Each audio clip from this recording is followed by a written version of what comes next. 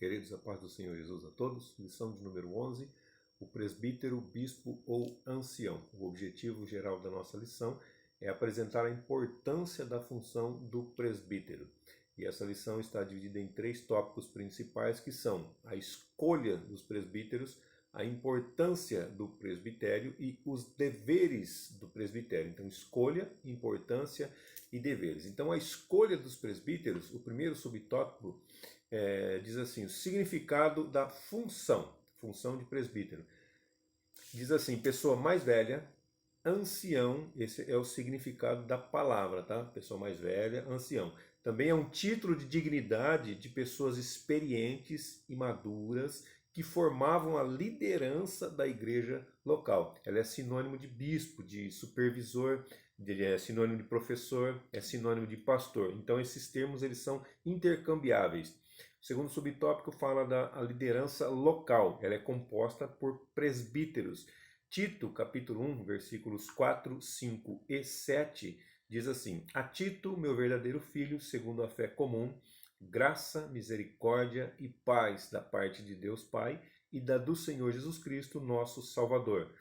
Por esta causa te deixei em Creta, para que pusesses em boa ordem as coisas que ainda restam, e de cidade em cidade estabelecesses presbíteros, como já te mandei. Paulo estava escrevendo a Tito e dizendo para ele, vai passando de cidade em cidade e estabelece presbíteros, estabelece líderes locais para dirigir, para cuidar do rebanho, para cuidar das igrejas que foram fundadas. Porque convém que o bispo, olha só, intercambiável a palavra, seja irrepreensível como dispenseiro da casa de Deus, não soberbo, nem iracundo, nem dado ao vinho, nem espancador e nem cobiçoso de torpe ganância. Então Paulo ele separava um grupo de obreiros para trabalhar na administração das igrejas que ele plantava. Então ele ia passando, ia plantando igrejas e ele ia separando pessoas para tomar conta dessas igrejas. A mesma orientação ele passou para o irmão Tito também para fazer exatamente o que ele também já vinha fazendo. Então fica claro o aspecto ou o trabalho pastoral do presbítero nessas comunidades fundadas por Paulo. Terceiro subtópico, as qualificações. Atos capítulo 11, versículo 29 e 30. E os discípulos determinaram mandar, cada um conforme o que pudesse, socorro aos irmãos que habitavam na Judéia. O que eles com efeito fizeram, enviando-os aos anciãos por mão de Barnabé e Saulo. Então, Barnabé e Saulo pegaram a arrecadação, as igrejas fizeram a arrecadação, passaram nas mãos de Barnabé e de Saulo, e eles levaram aos anciãos, ou seja, aos líderes das igrejas, aos dirigentes locais das igrejas, essas arrecadações. Atos capítulo 15, versículo 6 diz, congregaram-se, pois, os apóstolos e os anciãos para considerar este assunto.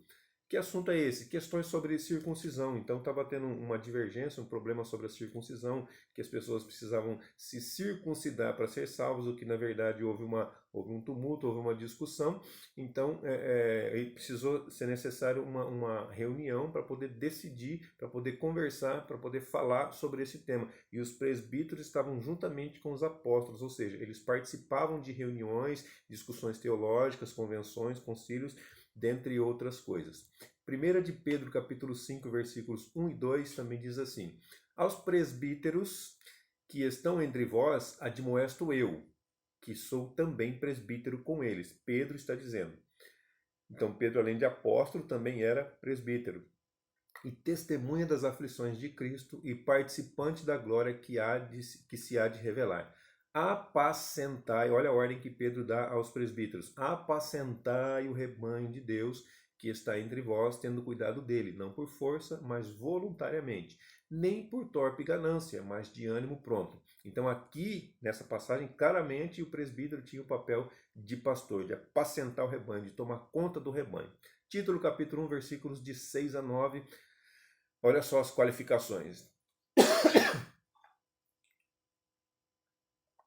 Aquele que for irrepreensível, marido de uma mulher, que tenha filhos fiéis, que não possam ser acusados de dissolução, que é desperdício de dinheiro, nem são desobedientes, porque convém que o bispo seja irrepreensível como dispenseiro na casa de Deus, não soberbo, nem iracundo, nem dado ao vinho, nem espancador, nem cobiçoso de torpe ganância, mas dado à hospitalidade, amigo do bem, moderado, justo, santo, temperante, retendo firme a fiel palavra, que é conforme a doutrina, para que seja poderoso, tanto para admoestar com essa doutrina, como para convencer os contradizentes. Então, veja bem as qualidades que são necessárias em um presbítero. Tá vendo? São 18 características aqui, 18 qualidades que devem ter ou não devem ter. Então tem coisas que ele fala que precisa ser e tem coisas que ele fala que não deve ser, que não pode ser.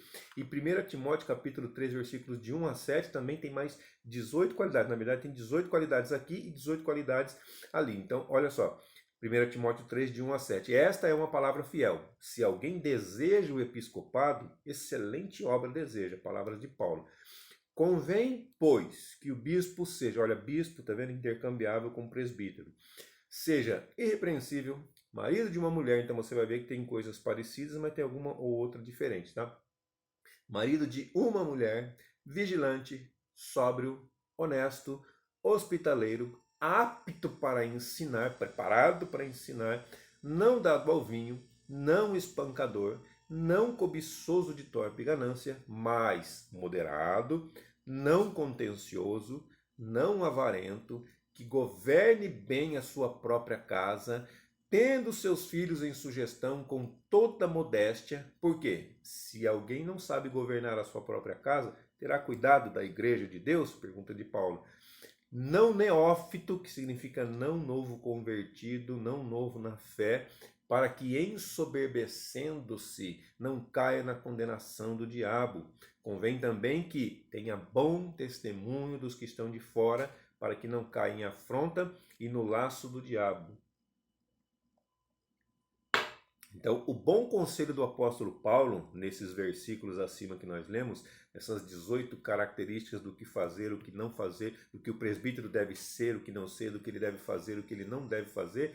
Então, é um bom conselho do apóstolo Paulo, é uma forma segura de nós separarmos os bons obreiros na atualidade. Nunca esquecendo, é claro, de orar nesse sentido, pois Deus vê o que nós não vemos. Deus sabe o que nós não sabemos. Deus conhece o oculto, Deus conhece o coração, Deus conhece o profundo e nós não. Então nós devemos verificar todas essas qualidades, esses requisitos, mas nós temos que orar, buscar a Deus, porque Deus é quem nos dá a resposta, Deus é aquele que sabe tudo aquilo que nós não sabemos. Então o resumo desse tópico diz assim: o presbítero, do grego presbíteros, é um sinônimo de bispo, que no grego significa episcopos, é um sinônimo de professor, que do grego significa didáscalos, e também é um sinônimo de pastor, que do grego significa poimen.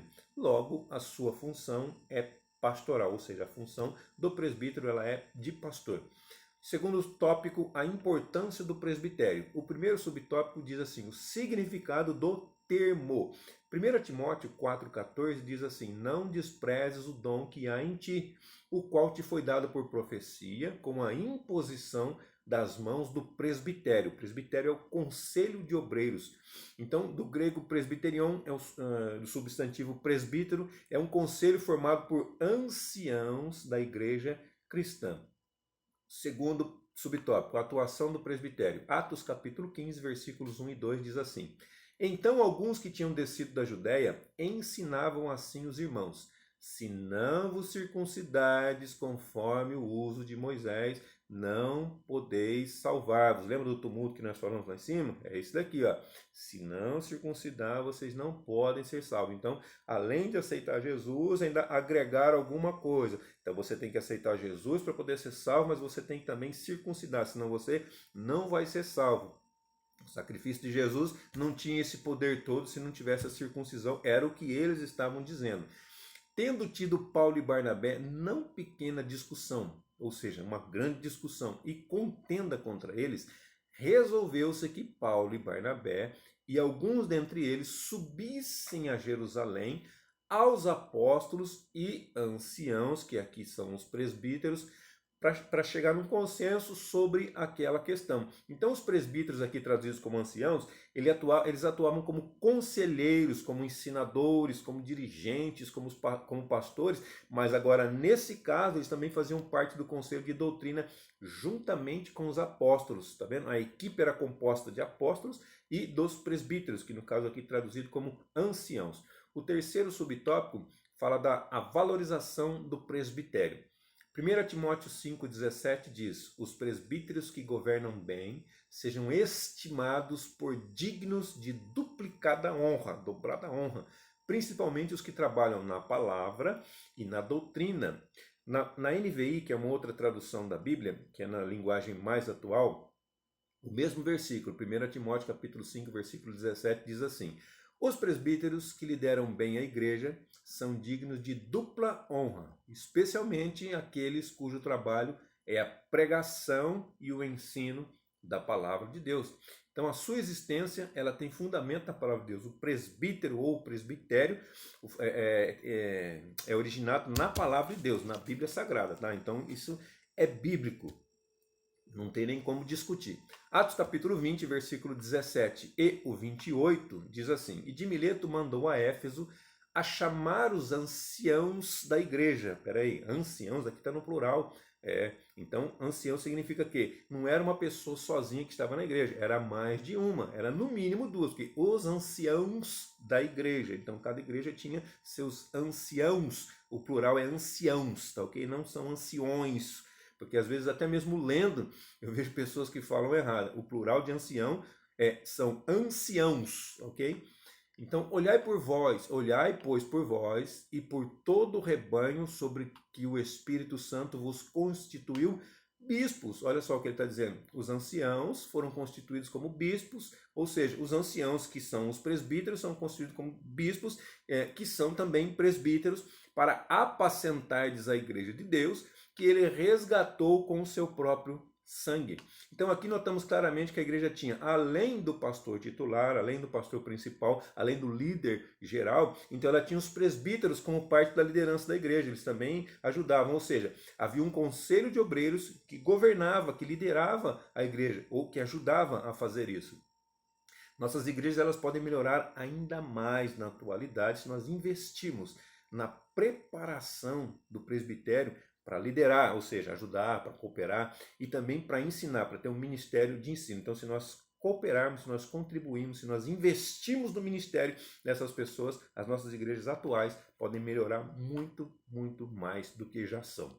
Então, o resumo do tópico 2 diz assim: o fundamentado na palavra de Deus, desde os primórdios cristãos, o presbitério atua no governo da igreja local junto ao pastor titular. Os deveres do presbitério. Primeiro subtópico, apacentar a igreja. 1 de Pedro, capítulo 5, versículos de 1 a 3 diz: aos presbíteros que estão entre vós, admoesto eu, que também sou presbítero com eles. Vocês se lembram que nós já lemos esse versículo, mas tornamos aqui. E testemunha das aflições de Cristo. A garganta está ruim hoje. E participante da glória que se há de revelar. Apacentai o rebanho de Deus que está entre vós, tendo cuidado dele, não por força, mas voluntariamente, nem por torpe ganância, mas de ânimo pronto. A outra tradução da NVI, no versículo 3, diz assim, versículo 2. Pastoreiem o rebanho de Deus, que é o versículo que eu acabei de ler na outra versão, tá? Pastoreiem o rebanho de Deus que está aos seus cuidados. Olhem por ele, não por obrigação, mas de livre vontade, como Deus quer, ou como é a vontade de Deus. Não façam isso por ganância, mas com o desejo de servir, com vontade própria. E também o versículo 3, né? Nem como tendo domínio sobre a herança de Deus, mas servindo de exemplo ao rebanho, ou seja, o presbítero ele tem que servir de exemplo. Então ele deve atuar na formação espiritual, na formação social, na formação moral e familiar do povo de Deus. Segundo subtópico, liderar a igreja local. Então são duas esferas de atuação, governo e ensino, pelo menos essas duas, né? Então 1 Timóteo 3, capítulo 3, versículos 2, 4 e 6 diz assim: Convém, pois, que o bispo seja irrepreensível, marido de uma mulher, vigilante, sóbrio, honesto, hospitaleiro, apto para ensinar, preparado para ensinar, capacitado para ensinar, que governe bem a sua própria casa, tendo seus filhos em sujeição com toda modéstia. Modéstia significa o desejo de não dar na vista, aquela pessoa que não quer aparecer, isso é modéstia. Não neófito, para que ensoberbecendo-se não caia na condenação do diabo. Então são duas coisas aqui. O 1 Timóteo capítulo 3, versículo 2, ele vai falar que tem que ser apto para ensinar. Como nós falamos que são duas esferas de atuação, nós pegamos os mesmos versículos que já foram lidos, tá? Então nesse versículo 2 diz assim, apto para ensinar. Então faz parte do ensino, tem que estar preparado, tem que estar capacitado para poder ensinar. Como que eu posso ensinar se eu não sei? Então eu preciso saber para poder ensinar, eu preciso ser capacitado para poder capacitar os demais. O versículo 4 ele fala que governe bem a sua própria casa, ou seja, eu tenho que saber administrar, eu tenho que saber coordenar, eu tenho que saber como fazer, primeiramente em casa, para depois eu poder fazer na igreja de Deus. Porque se eu não consigo administrar minha própria casa, se eu não consigo administrar meus bens, minhas finanças, minhas coisas, meus negócios, minha família, como que eu vou administrar tudo isso dentro da casa de Deus? Então, primeiro eu faço dentro da minha casa, depois eu faço dentro da casa do Senhor. Não adianta eu falar que, eu sou um bom administrador na casa do Senhor, mas em casa faz só bagunça. Eu acho difícil isso aí, eu acho difícil. Então, se você não consegue, se nós não conseguimos fazer dentro de casa, muito menos dentro da casa do Senhor. Aí não está aqui, não faz parte da lição, fala sobre governo e ensino, mas eu fiz questão de colocar aqui também o versículo de número 6, porque faz parte da característica do presbítero. Não neófito, que não pode ser novo convertido. Mas Valdecir, por que não pode ser novo convertido? Porque, olha o que a Bíblia diz, para que ensoberbecendo-se, orgulhando-se, não caia na condenação do diabo. Ou seja, o diabo ele se orgulhou, ele se achou que ele podia ser maior que Deus, ele quis colocar o seu trono acima do trono de Deus. Então, o novo convertido, não estou dizendo que todo novo convertido vai fazer isso, não. Eu estou dizendo que a Bíblia está dizendo aqui que não pode, o presbítero não pode, não deve ser novo convertido para não se ensoberbecer. Já pensou, uma pessoa acaba de chegar na igreja, Aí vamos levar para o presbitério tal, porque é uma pessoa inteligente, porque é uma pessoa sábia, uma pessoa que administra, uma pessoa que ela pode ter todos esses dons, todas essas qualidades, mas ela é nova na fé ainda, ela está no comecinho, ela precisa de leitinho, ela precisa ser tratada, ela precisa crescer, ela precisa desenvolver na fé, não como pessoa, não como ensinador, não como governante, não como liderança, mas na fé ela precisa desenvolver primeiro, ela precisa ter os seus primeiros passos na fé para depois crescer, porque senão ela vai falar assim, pessoas estão aqui 10 anos, 20 anos, não conseguiram nada, eu acabei de chegar, já sou presbítero, então o orgulho vai tomando conta do seu coração. É o que a Bíblia está dizendo, não sou o que eu estou dizendo, tá? Então não neófito, para que ensoberbecendo-se, orgulhando-se, achando-se que é melhor do que os demais, não caia na condenação do diabo, amém? Então Marcos 10:45 diz assim, porque o Filho do Homem também não veio para ser servido, mas para servir e dar a sua vida em resgate de muitos.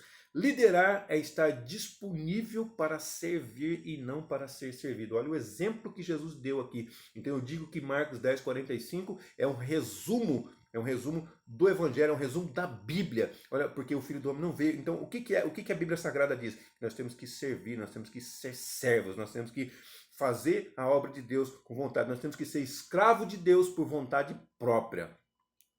O terceiro tópico diz que ungir os enfermos. Eu prefiro dizer orar pelos enfermos, tá bom? Tiago capítulo 5, versículo 14 e 15 diz assim, está alguém entre vós doente? Chame os presbíteros da igreja e orem sobre ele, ungindo-o com azeite, que nesse caso pode ser um poder medicinal, em nome do Senhor. E a oração da fé salvará o doente, e o Senhor o levantará.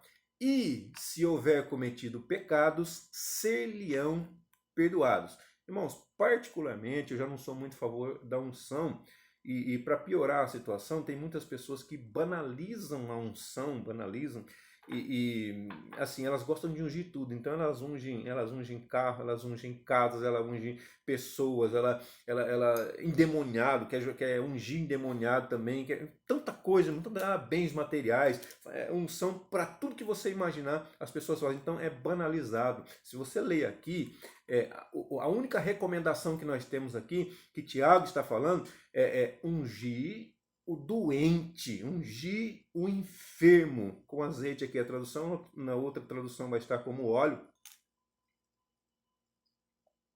Mas isso não pode ser banalizado. Então, meus queridos, no Antigo Testamento, se você parar para analisar, a unção era feita somente para 3 casos específicos: profetas, sacerdotes e reis. Era derramado óleo sobre a cabeça dessas pessoas, elas eram ungidas. Por quê? Porque no Antigo Testamento o Espírito Santo não habitava dentro das pessoas.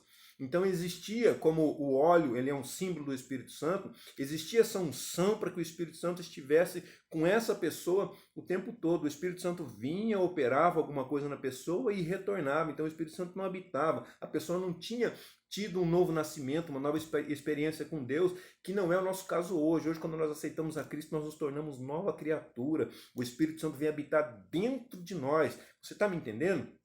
Então essa questão de unção, depois do Antigo Testamento, não teve mais. Então a única recomendação que nós temos de Tiago aqui é para ungir os enfermos. A única recomendação que se fala, tá bom? E ainda assim, como eu disse, eu não sou a favor. Por quê? Porque olha o versículo 15, que no 14 ele fala: chame os presbíteros da igreja, orem sobre ele, unja com azeite em nome do Senhor. Aí o 15 diz assim: e a oração da fé salvará o doente. É a oração que salva o doente, não é unção, a menos que seja necessário o poder medicinal do azeite para a cura, porque eles não tinham muitos remédios como nós temos na atualidade, tá ok? Mas Valdecir, o azeite é um símbolo do Espírito Santo. Sim, o azeite ou o óleo é um símbolo do Espírito Santo, da mesma forma que a água é um símbolo do Espírito Santo, o fogo é um símbolo do Espírito Santo, o vento é um símbolo do Espírito Santo, o selo é um símbolo do Espírito Santo e a pomba também é um símbolo do Espírito Santo. Vamos pegar o fogo então. Então eu vou começar a ungir as pessoas com fogo, já que é um símbolo do Espírito Santo. Eu vou começar a jogar água nas pessoas para ungir ela com água. Vou começar a soprar as pessoas porque... Não, meu irmão, não é assim que funciona, tá bom? Então o Espírito Santo, ele está dentro de nós. Temos todos esses símbolos representando o Espírito Santo, porém ele está dentro de nós. Então o resumo do tópico diz assim: apacentar a igreja de Cristo, liderar uma igreja local e orar pelos enfermos são algumas das muitas responsabilidades do presbítero. Na nossa convenção, agora eu vou falar da nossa igreja, que é a Assembleia de Deus, de 1937, na Assembleia de Deus em São Paulo, foi debatida uma questão se os presbíteros não poderiam ser considerados como pastores.